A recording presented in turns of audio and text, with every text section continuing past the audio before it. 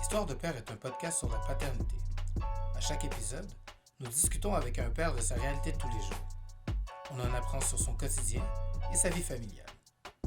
Histoire de père, ça commence maintenant. Bonjour et bienvenue à Histoire de père. Moi, c'est Jerry. Et moi, c'est Mardo.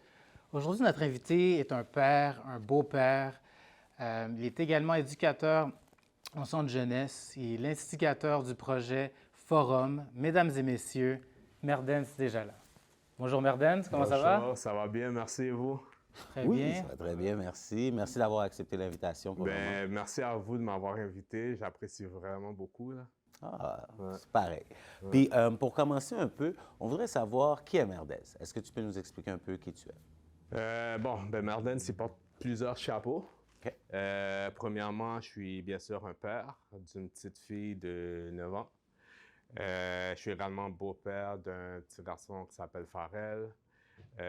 Mari d'une merveilleuse femme, ça fait environ 1 an, presque et demi. OK. Professionnellement, je suis éducateur spécialisé au Centre de jeunesse de Montréal, dans une unité de garçons de 10 à 13 ans. Aussi, dans mes passe-temps, ce que j'ai commencé à faire il y a quand même quelques années de cela, là, je fais du slam. OK. Je suis slammer. J'ai écrit, ça fait quand même longtemps, là, depuis que je suis au secondaire. Mais vraiment monter sur un stage puis commencer à slammer, j'ai fait ça. J'ai commencé ça il y a peut-être 6-7 ans de cela, là. J'ai arrêté un peu à cause de la pandémie puis à cause de mon emploi du temps qui est vraiment chargé, là. Mais ça avait quand même un petit bout. C'est une passion que j'aime quand même beaucoup. Puis, c'est ça, j'essaie d'exceller là-dedans un peu, là. Puis, comme vous l'avez dit aussi, là, je suis l'instigateur du projet Forum. Je suis entouré de quelques personnes qui m'aident avec ce projet-là, qui est en branle, ça fait un bon 4 ans. OK, good. Tu nous as mentionné que tu es un beau-père. Est-ce que tu pourrais nous parler, parce que des fois, on sait que, bon, la dynamique, des fois, d'être beau-père, ça peut être quelque chose que certains papas vont trouver un peu difficile. Est-ce que tu pourrais nous parler un peu de ta relation que toi, tu as avec ton beau-fils? Contrairement à ce que certains pourraient avoir comme relation, moi j'ai vraiment une super belle relation, là. J'ai vraiment rien à dire. C'est un petit garçon vraiment énergétique. Puis dès la première fois qu'on s'est vu, là, ça a tout de suite cliqué. Oh, good. Tu sais, c'est sûr, comme dans toutes les relations, on a des petites frictions des fois, là, qui se règlent dedans de quelques minutes, là. Mais en général, on a vraiment une belle relation. Il y a des fois, maman, elle sort, puis on fait nos petites soirées entre boys, on écoute des films d'action Marvel et tout. Là, on est vraiment fan de ça. Juste pour vous dire, hier, on est allé voir Spider-Man ensemble. Là. Je lui ai fait la surprise. Ah, nice. On est allé voir ça en avant-première et tout. Il est-tu bon? C'est bon? ouais, c'est Ouais? excellent. OK, OK. Ouais. OK, vous le savez, vous l'avez apprécié. Ouais, non, c'est ça. Ça, c'est les petites activités qu'on aime faire ensemble, là. Puis c'est un petit gars qui aime beaucoup le soccer. J'essaie d'aller l'encourager le plus que je peux. Il aime beaucoup les jeux de société. Donc, non, sérieux, là, avec lui, là, ça a vraiment cliqué. Ça, je rends vraiment gloire à Dieu, là, qu'on a eu une belle relation depuis les débuts, là. Ah, good. Ouais. Good, good. Ouais, c'est vraiment le fun. Puis, tu sais, Ouais. je pense que c'est très valorisant en tant que, tu sais, quand tu es père d'un enfant, puis que tu arrives dans une relation, puis il y a déjà un enfant qui est là, il y a toujours un petit stress Ouais, exactement. si ça va bien se passer. Ouais, Fait que ouais. c'est cool que je suis content Ouais. que ça se passe bien pour toi. Puis, tu sais, c'est sûr, j'avais la crainte aussi quand on s'est rencontrés, ma femme et moi, puis que, tu sais, elle m'a appris qu'elle avait un petit garçon, là. Moi, j'ai pas grandi avec mon père, donc je sais pas vraiment c'est quoi la relation père-fils. Donc là, moi, j'ai dû apprendre à être un homme tout seul, puis là, je devais me mettre dans une relation où est-ce que j'allais faire un travail pour aider un petit garçon à devenir un homme, tandis que même pour moi, je savais même pas comment faire. Donc, j'ose espérer que quand il va m'écouter, il va être capable de dire que je fais quand même une bonne job pour l'instant, là. Ah, OK. Mais non, la crainte était là, mais il était tellement accueillant, puis plein d'énergie que le stress est parti tout de suite, là. Wow. Nice. Ouais, vraiment nice. Nice. Mm. Fait que, il y a toujours il y a un moment qui est crucial pour chacun d'entre nous quand on devient père, qu'on apprend qu'on va être père. Mm. Est-ce que tu te rappelles la fois où ce que tu as appris que tu allais être père? Comment ça s'est passé? Comment tu t'es senti? La première fois, ma première réaction, c'est que j'ai eu peur. Euh, Dans ce temps-là, je n'avais pas vraiment une très grande confiance en moi. Donc, c'est sûr que la crainte a embarqué tout de suite, la peur de ne pas être à la hauteur et tout. Comme je disais tantôt, j'ai pas grandi avec un père, donc je ne savais pas c'était quoi la job d'être un père et tout. J'ai vu des oncles qui faisaient le travail, qui ont fait le travail avec moi pour être une figure paternelle. Mais quand j'ai eu ma fille, je ne savais pas comment faire. Je suis quelqu'un de très croyant, j'ai juste prié. Puis, mais comme je pourrais dire, il y avait la peur, il y a eu l'excitation aussi. J'étais hyper heureux de savoir que j'allais avoir un enfant, c'est sûr. Puis aujourd'hui, je le sais encore plus de voir que j'ai non seulement une fille, mais une fille extraordinaire. Elle est vraiment tellement adorable. Puis c'est sûr que, comme tout le monde, elle a des choses à travailler, là, mais pour travailler avec elle, la faire grandir, c'est tellement une job qui est gratifiante, puis c'est facile d'un côté aussi. Là. Ouais. Wow. Puis, tu sais, parce qu'on sait que ta fille, maintenant, elle a passé le stage de 5 ans, mais on sait que des fois, pour des papas, pour des nouveaux papas, il peut y avoir un challenge lorsqu'on parle de trouver une connexion avec un enfant entre 0 et 5 ans. Tu sais. Est-ce que tu peux nous parler un peu de ton expérience par rapport à dans les débuts? Comment est-ce que toi, tu as réussi à aller chercher cette connexion avec ton enfant? Le fait que j'étais beaucoup présent dans les débuts, je pense que ça a beaucoup aidé.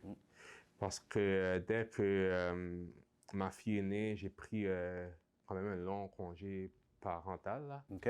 Puis ça a fait en sorte que non seulement j'étais tout le temps à la maison, j'interagissais tout le temps avec elle aussi. Donc la connexion s'est faite tout de suite. Ben oui.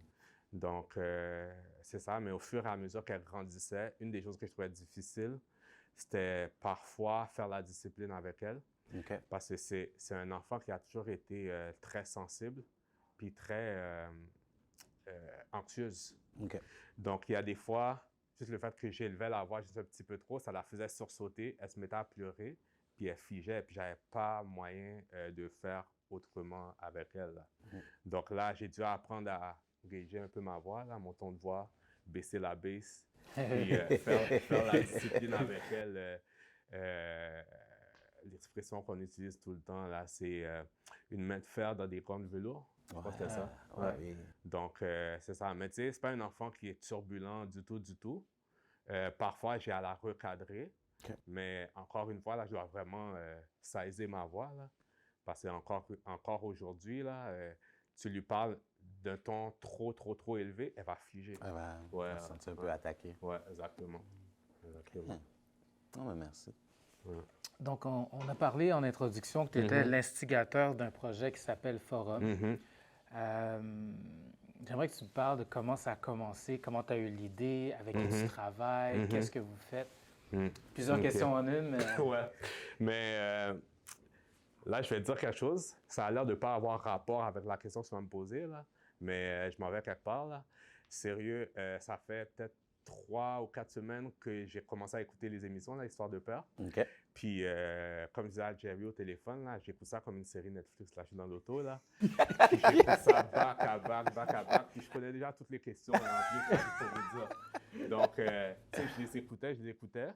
Puis, il y a plusieurs émissions qui m'ont touché, entre autres le tien, quand tu es arrivé la première fois.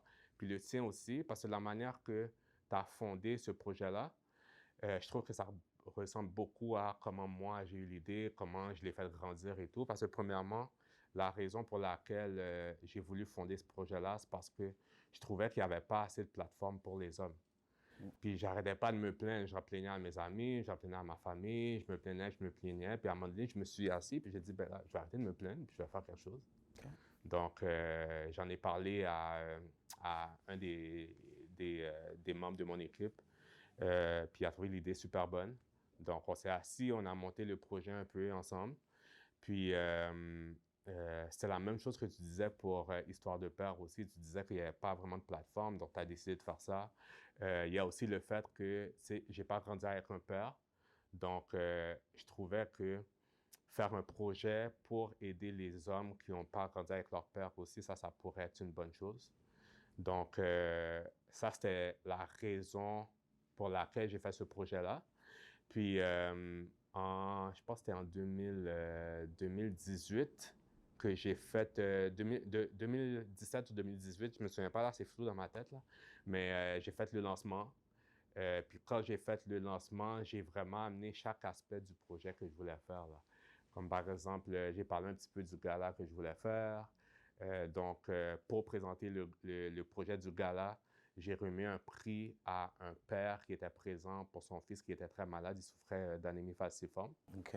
Donc, mais c'est un père qui est vraiment présent, là. J'ai approché le fondateur de l'association d'anémie falciforme, puis je lui ai demandé de me présenter un père, puis il m'a présenté ce père-là. Donc, je lui ai remis un trophée juste pour le fait qu'il était présent, là. Donc, il y a ça.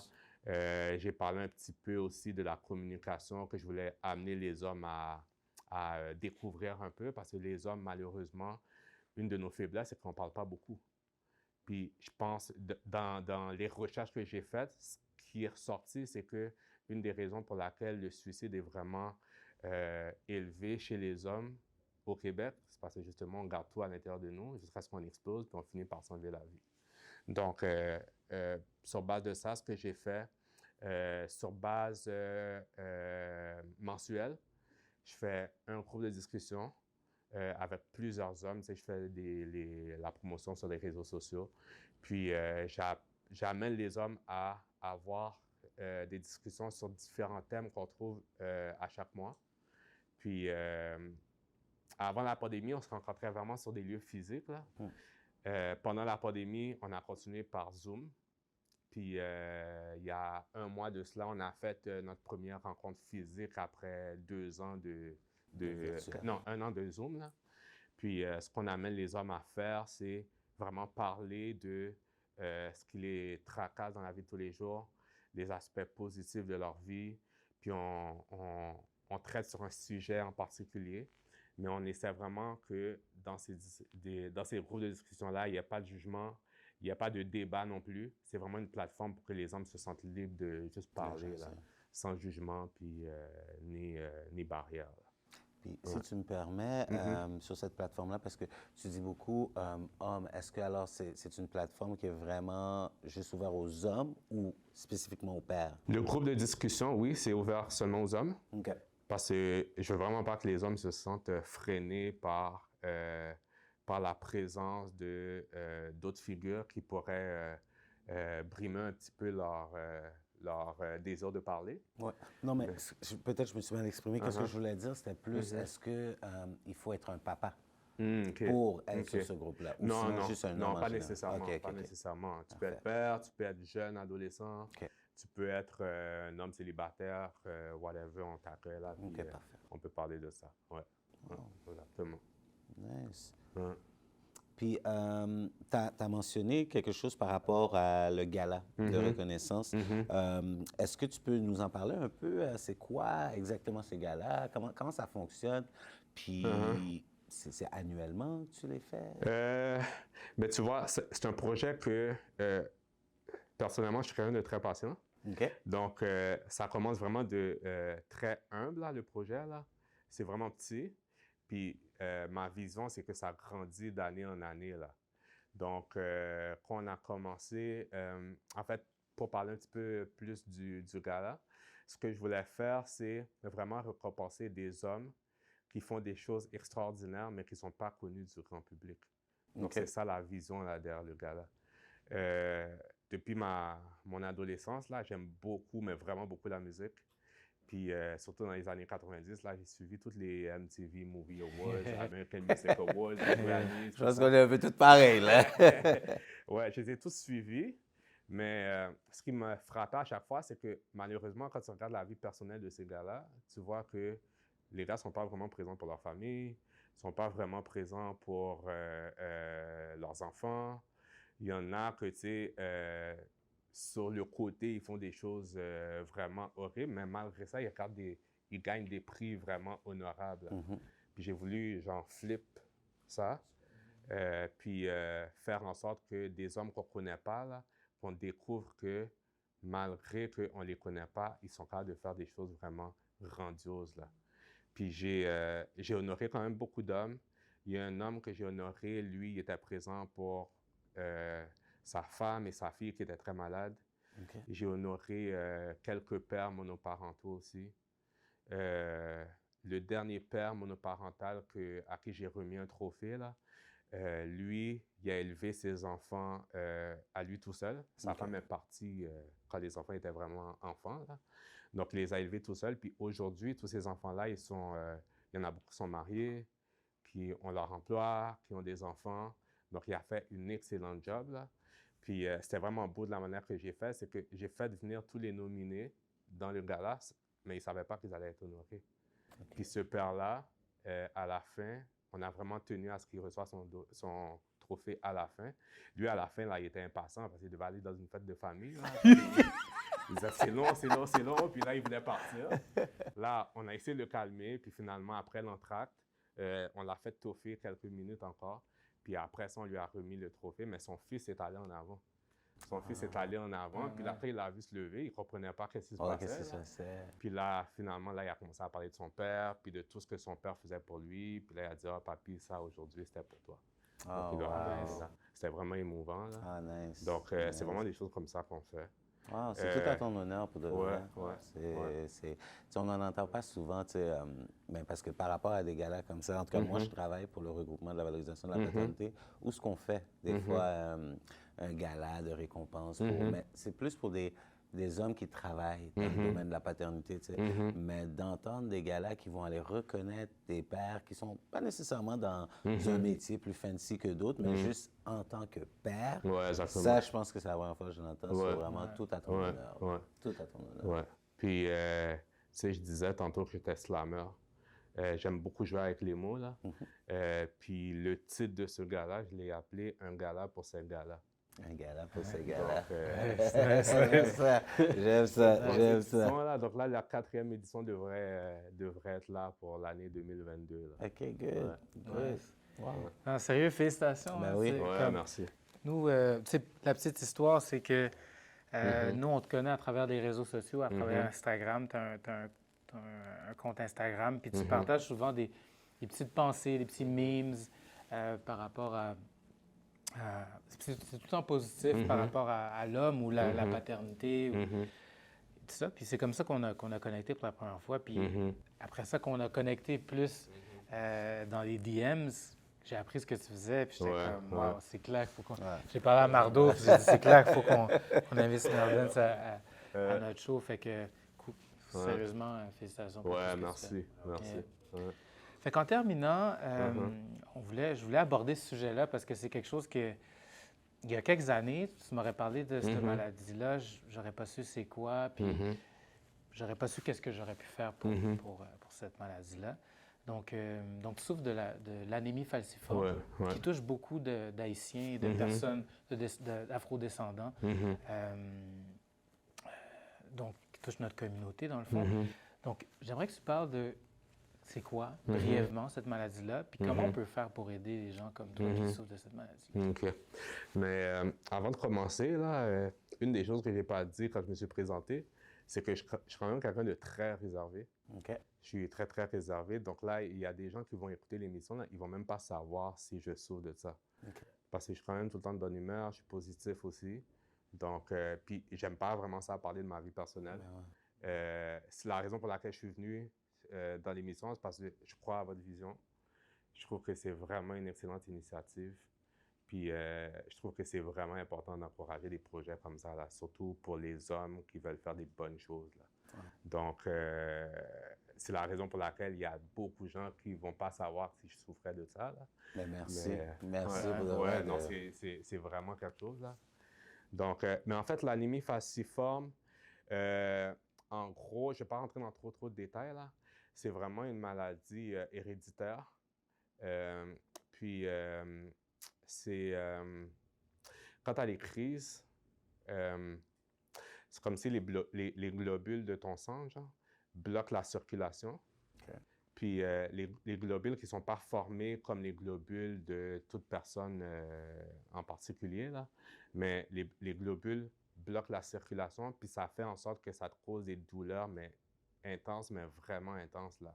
à un tel point que quand les douleurs arrivent à un certain niveau, tu as de la misère à respirer, tu as de la misère à te lever, puis c'est quasiment comme si une auto te passait par-dessus, là. Wow. Donc, ça, c'est des douleurs que tu connais quand tu as les crises. Ça peut affecter ta santé physique aussi, au point que tu as des périodes de fatigue intenses. Ça peut affecter aussi un petit peu ta concentration et tout. C'est pour ça qu'on a toutes sortes de médicaments qu'on prend, là, comme par exemple, moi, sur une base régulière, je prends du fer. Ça m'aide un petit peu à me concentrer, là, puis à retrouver un petit peu d'énergie. Donc, en gros, c'est ça la maladie. Okay. C'est une maladie qui est très présente chez les Blacks. Puis moi, personnellement, ce que je fais depuis quand même plusieurs années, là, à un tel point que je ne me souviens même pas depuis quand je fais ça. Ça fait plus que 10 ans, là, je prends des transfusions de sang. Okay. Mais à chaque mois, là, tu sais, c'est aux 5 semaines. Des fois, ça peut aller jusqu'aux 6 semaines, mais pour l'instant, je fais ça aux 5 semaines.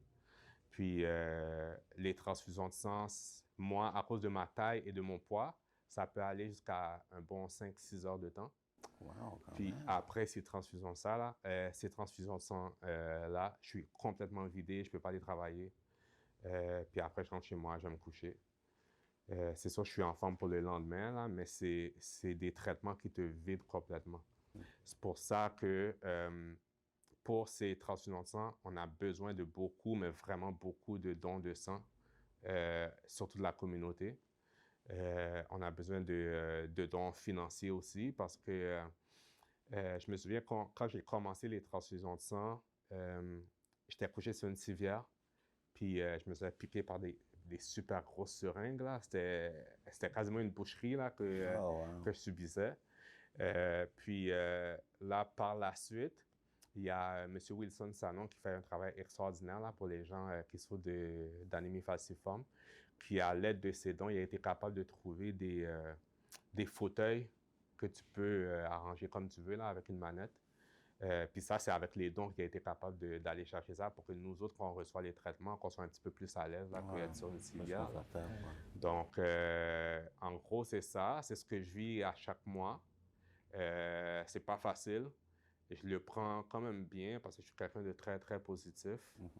Mais en gros, là, c'est pas facile. Là, je suis juste content d'avoir ma femme qui me supporte beaucoup. Mon beau-fils aussi qui est super positif. Ma fille aussi, là, qui est tout le temps là pour moi. Malgré que je l'ai une fin de semaine sur 2, là, mais quand elle est là, ça met de la joie là, dans tout ce que je vis. Là. Nice. Ouais. Ouais, c'est très touchant. Tu sais, je veux dire, moi j'ai appris ce que c'était l'anémie falciforme par quelqu'un qui était dans un cours que je suivais. Elle faisait un projet pour sensibiliser justement les gens à comment important c'était, en tant que noir, de donner du sang. Noir haïtien à Montréal, de donner du sang. Puis j'ai appris qu'il y en a plein d'autres qui font ça. Fait que moi, j'ai décidé de commencer à le faire. Je voulais que tu donnes ce message-là aux autres. Parce qu'il y a des gens qui voient les messages, sont comme, tu sais, pourquoi moi, en tant qu'Haïtien, je devrais plus le faire que d'autres? Voici la raison pourquoi. Oui, exactement. C'est que c'est une maladie qui est très présente chez nous. Puis, tu sais, dans la communauté, on a vraiment besoin de nous encourager là-dedans, là, parce que les autres communautés, même s'ils sont touchés, mais ils ne vont pas jamais être touchés comme nous autres, on va être touchés. Puis c'est pour ça qu'on a vraiment besoin de pousser, là, pour qu'on puisse, de nous-mêmes, trouver, à un moment donné, peut-être une guérison là-dedans. Tu sais, moi, j'ai une sœur qui a 8 ans de ça, qui est décédée de ça. Parce qu'elle avait un niveau de la maladie qui était beaucoup plus intense que moi, là, puis finalement, elle est décédée, mais elle souffrait vraiment beaucoup, là. Donc, elle est décédée, mais on a besoin, là, de faire tout ce qu'on est capable de faire pour que ces situations-là puissent arriver le moins souvent possible. Wow. Mais pour de vrai, merci. Et je pense à toute la communauté qui nous écoute. Je pense qu'on peut réaliser avec ce message que tu donnes que c'est touchant. Puis comme Jerry l'a mentionné, des fois, on ne le sait pas. On entend, mais d'entendre vraiment d'un papa, puis qu'il mentionne comment est-ce que c'est important de se supporter en tant que communauté noire, communauté haïtienne. Je pense que c'est un beau message qui est envoyé aujourd'hui. Merci beaucoup. Dernière chose, là, si je peux te dire un petit remerciement à ma femme. Oui. Parce que quand je l'ai rencontrée, là, sérieusement, tu sais, j'ai toujours souffert de cette maladie-là, mais j'ai toujours voulu connaître une certaine déconnexion de cette maladie-là non plus aussi, là. Mais c'est vraiment elle qui m'a poussé à aller faire plus de recherches là-dessus, me battre pour avoir certains acquis par rapport à cette maladie-là et tout. Donc, elle, quand elle a vu ça, puis que je souffrais avec cette maladie-là, elle a vraiment été derrière mon dos là, pour me pousser pour aller faire un petit peu plus de recherche là, pour la connaître. Donc, en gros, c'est ça. Wow. Nice. Merci à ta femme. Absolument, absolument.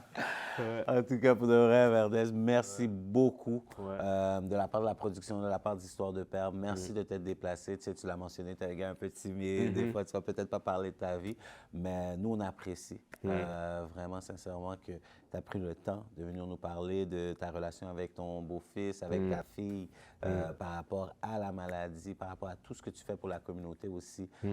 Merci beaucoup. Merci à vous, sérieux, merci à vous pour ce projet-là, puis de m'avoir invité, là. J'espère que vous allez continuer à faire ça pendant encore longtemps, là, que je puisse me remettre dans mes séries Netflix, là. Nice. Regarde, on va prendre également l'opportunité. Ben oui. On a tout un verre qui nous attend. Cet épisode-là va sortir le 7 janvier. C'est le premier épisode de 2022, pardon. Donc, on aimerait prendre le temps de souhaiter bonne année à tous nos auditeurs, tous les gens qui nous suivent, tous les gens qui nous supportent. On apprécie énormément. On apprécie également nos commanditaires, Chad qui nous habille. Toujours frais. Toujours frais à chaque épisode. Et Gaetano Chiara qui nous supporte financièrement. On apprécie énormément et on vous revoit à la prochaine. Bonne année! Bonne année!